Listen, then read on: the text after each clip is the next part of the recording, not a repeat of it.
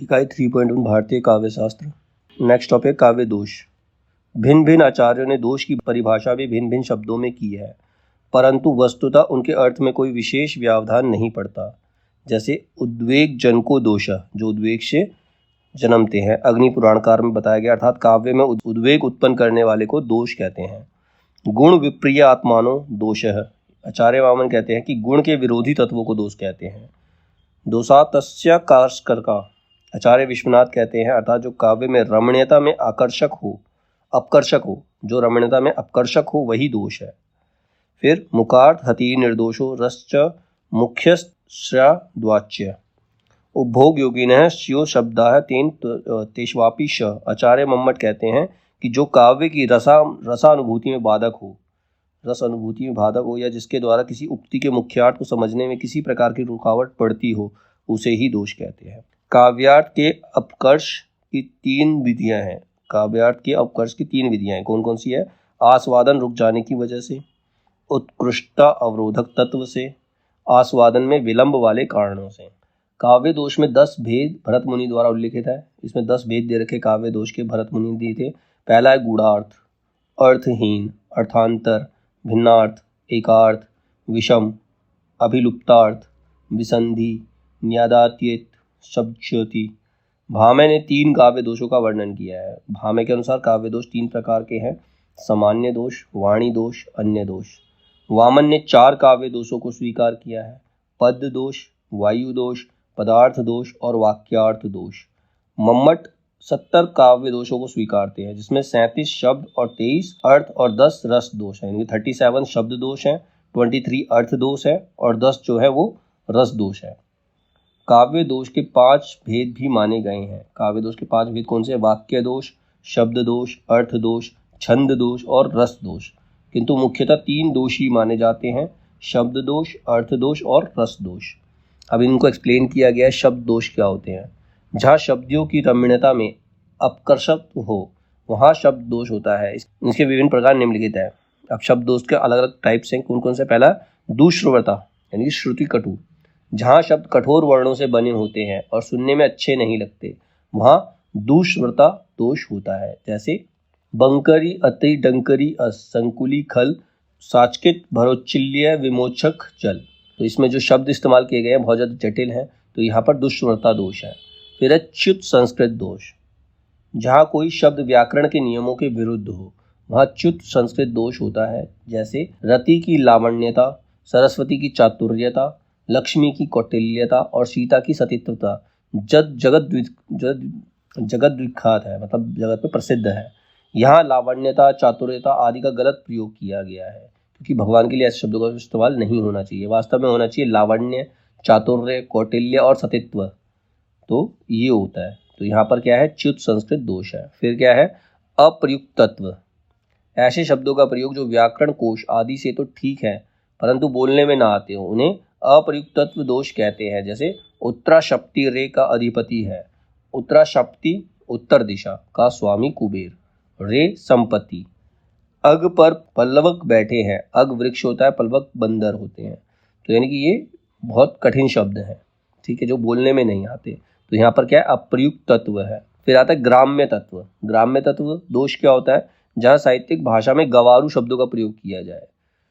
तुम तो निखबक गवार हो, निखबक मतलब बिल्कुल, मतलब ये गाँव की भाषा एकदम से।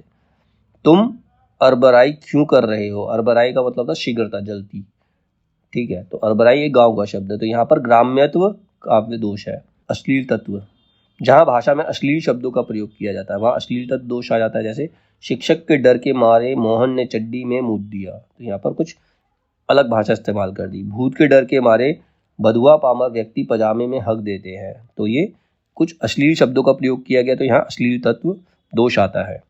अप्रतित्व, जहाँ ऐसे शब्दों का प्रयोग किया जाए जिसका संबंध किसी विद्या विशेष से हो या फिर वह शब्द पारिभाषिक हो, वहाँ अप्रतितत्व दोष है। जैसे योषा पश्मार के रोगी को कभी कभी शुद्ध मल दिया जाता है। योषा पश्मार मतलब हिस्टीरिया रोग, मल संख्या। ईश ध्यान से सब निज आशय करके नष्ट हुए निष्पाप। आशय का मतलब होता है वासना। तो ये क्या है? अप्रतितत्व दोष है। फिर आता है क्लिष्ट तत्व दोष। क्लिष्ट तत्व दोष क्या होता है? जहाँ किसी अर्थ को समझने में कठिनाई पड़े, वहाँ क्लिष्ट तत्व दोष होता है, जैसे खगपति पति तीय पितु वधु जल समान तुव बहन, हरि प्रिया पितृवारी प्रभा प्रतिम वचय। हरि का मतलब कृष्णा प्लस प्रिया, कृष्णा प्रिया मतलब लक्ष्मी, हरि प्रिया मतलब यहाँ पर लक्ष्मी से लिया गया है, तो समझने में दिक्कत होती है। लक्ष्मी प्लस पितृ, लक्ष्मी प्लस पितृ होता है तो समुद्र होता है, ठीक है। प्रतिम समान, प्रतिम का मतलब होता है उसके समान, वचय मतलब वचन, तो इनके अर्थों को समझने में जब कठिनाई होती है तो वो क्लिष्ट तत्व होता है। फिर होता है न्यून पदत्व, जहाँ अर्थ की प्राप्ति हेतु शब्द बाहर से जोड़ने की आवश्यकता पड़े वहाँ न्यून पदत्व दोष होता है, जैसे पानी पावक पवन प्रभु जो असाधु त्यो साधु। फिर आता है अधिक पदत्व, इसमें जहाँ अनावश्यक शब्दों का प्रयोग काव्य में किया जाता है वहाँ अधिक पदत्व दोष होता है, जैसे लपटी पुहप पराग पट सनी सेद मकरंद आवती नारी नवोड़ लो सुखद वायु गति मंद। तो यहाँ पर अधिक शब्दों का इस्तेमाल किया गया तो यह अधिक पदत्व दोष है। फिर आता पुनरुक्ति दोष, पुनरुक्ति दोष में क्या होता है, जहाँ शब्द भेद के द्वारा एक बात को दो बार बताई जाए वहाँ पुनरुक्ति दोष होता है, जैसे मैं निस्तेजों का तेज युगों के मूक मौन की वाणी हूँ। अब तो ये तो था वाक्य दोष, वाक्य दोष के बाद आता है इसमें अर्थ दोष, जिसमें अर्थ की रमणीयता में अपकर्ष हो उसे अर्थ दोष कहते हैं। उसके मुख्य बोध है, सबसे पहला प्रसिद्ध त्याग, जहाँ जब कोई ऐसी बात कही जाए जो लोक या शास्त्र के विरुद्ध हो तो प्रसिद्ध त्याग दोष होता है, जैसे इत आवत चली जाति उत चली 6 सातक हाथ चढ़ी हिंडोरे सी रही लगी उसासनी सात। फिर इसके बाद आता है ग्राम्य दोष, अर्थ दोष में ग्राम्य दोष भी आता है, जब ग्रामीण क्षेत्रों में शब्दों का प्रयोग शिष्ट साहित्य रूप में ना हो वहाँ ग्राम्यत्व दोष होता है, जैसे हे कन्ये मैं तुम्हारी कामना करता हूँ तुम मेरी कामना क्यों नहीं करती। फिर आता शाकांश दोष, अर्थ संगति हेतु जब काव्य में शब्द की आकांक्षा बनी रहे वहाँ शाकांशत्व दोष होता है, जैसे परम विरागी चित्नित पुनि देवन को काम जननी रुचि पुनि पितु बचन क्यों ताजही बन राम। यहाँ क्यों तजी बन राम वाक्य द्वारा इस बात की पुष्टि नहीं हो पा रही कि राम क्यों वन नहीं जाएंगे, इतने कारणों के होने पर भी अर्थ की स्पष्टता की आकांक्षा बनी हुई है, तो यहाँ शाकांश दोष है ये। फिर आता है अर्थ का घसीटना, जहाँ रूढ़ी या प्रयोजन के बिना किसी लाक्षणिक शब्द का प्रयोग किया जाए, जैसे थके हुए गुरुदेव ने अपने शिष्य से पद संवाहन करने को कहा, यहाँ पद संवाहन पद में दोष है, इसकी जगह पांव दबाना कहना चाहिए था, इसीलिए इसमें न्यतार्थ अर्थ को घसीटा गया है, इसमें दोष आ गया, ठीक है। अर्थ का घसीटना दोष आ गया इसके अंदर। निहतार्थ यानी कि अर्थ मारा जाना, किसी शब्द का अप्रसिद्ध अर्थ में प्रयोग करने से निहतार्थता दोष होता है, जैसे दीप धूप आमोदित था मंदिर का आंगन सारा। यहाँ आमोदित शब्द सुगंधित के अर्थ में प्रयोग हुआ है, लेकिन आमोदित सुगंधित नहीं होता, परंतु इसका प्रसिद्ध अर्थ खुशी होता है। आनंदित का प्रसिद्ध अर्थ जो होता है आमोदित का खुशी होता है, तो यहाँ सुगंधित के स्थान पर इस्तेमाल किया गया है, इसीलिए ये निहितार्था दोष है, यहाँ पर उसका अर्थ सही नहीं लिया गया। व्याहृतत्व दोष, किसी वस्तु का पहले अपकर्ष या उत्कर्ष दिखाकर फिर इसके विपरीत उत्कर्ष या अपकर्ष दिखाने पर व्याहृतत्व दोष होता है, जैसे रोड़ा हुए रहु बाट का तजी पाखंड अभिमान ऐसो जो जन हुए रहे ताही मिले भगवान। रोड़ा भया तो क्या भया पति को दुख दे हरिजन ऐसा चाहिए जैसे जीमी में खे। या प्रथम दोहे में रोड़े का उत्कर्ष दिखाकर फिर दूसरे दोहे में उसी का अपकर्ष दिखाया गया है, पहले उसको अच्छा बताया गया बाद में उसको बुरा बताया गया, तो यहाँ व्याहृतत्व दोष है।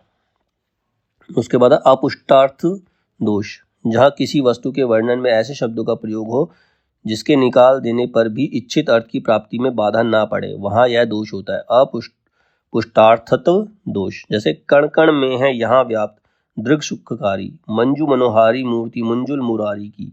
यह मुंजुल शब्द अनावश्यक है क्योंकि इसका समानार्थी शब्द मंजू पहले से ही प्रयुक्त हो चुका है, अतः इसे अपुष्टार्थत्व दोष होगा। फिर आता है पद प्रकर्ष दोष, पद प्रकर्ष दोष, जहाँ प्रस्तुत विषय के कर्मागत उत्कर्ष को कोई है उक्ति कहकर नष्ट कर दिया जाए, वहाँ पद प्रकर्ष दोष होता है, जैसे रंध्र जाल हुए देखे तू प्रियतम प्रभा विशाल चमिकर चपला लखियो के मसाल मणिमाल। उपयुक्त उदाहरण में प्रिय के तन की प्रभा का उत्कर्ष बताने के लिए चामिकार चपला कहकर के माल मसाल मणिमाल कह देने से पद प्रकर्ष दोष आ गया है, क्योंकि स्वर्ग और विद्य ज्योति के सामने मरणियों की मशाल सर्वाधिक फीकी होती है। तो ये था अर्थ दोष। अर्थ दोष के बाद है इसमें रस दोष, जहाँ रस की रमणीयता में अपकर्षण हो उसे रस दोष कहते हैं। अब इसके भेद हैं। स्व शब्द वाच्य तत्व, जहाँ रस भाव विभाव आदि का वर्णन सनाम वर्णित हो वहाँ सशब्द वाच्यत्व दोष होता है, जैसे मुख सुखाई लोचन श्रवही शोक न हृदय समाये मनहु करुणरस कट कही उतरी अवध बजाए। यहाँ शोक न हृदय समाये व मनहु करुणरस कट कही कहकर क्रमशः शोक, स्थायी भाव और करुण रस का वर्णन कर दिया गया है। अतः उक्त दोहा स्व शब्द वाचत्व दोष से दूषित हो गया है। फिर इसके बाद है विभावानुभाव की कष्ट कल्पना। जहाँ ये मालूम करना कठिन हो कि विभाव या अनुभाव किस रस का है, तब वहाँ उक्त दोष होता है। अब इसमें इसका एग्जाम्पल है इसके अंदर रस पुनरोदीप्त दोष। जब किसी रस का उत्कर्ष अपकर्ष बताने के लिए उसके बार बार उद्दीप्त किया जाए तब रस पुनरोदीप्त दोष होता है। फिर है परिपथ रसांग परिग्रह।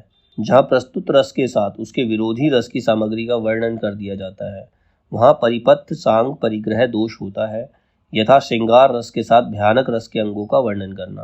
फिर है अकांड प्रथम दोष। जहाँ वर्ण्य विषय को छोड़कर अवर्ण्य या अप्रस्तुत विषय का विस्तार बतलाया जाए, वहाँ अकांड प्रथम दोष होता है। फिर है अंग भूत रसादिवृत्ति।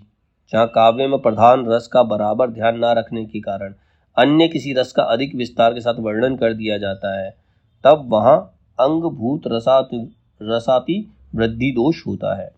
फिर है अंगी विस्मृति दोष। जहाँ आवश्यक प्रसंग उपस्थित होने पर आलंबन और आश्रय को बिल्कुल भुला दिया जाता है, वहाँ अंगी विस्मृति दोष होता है।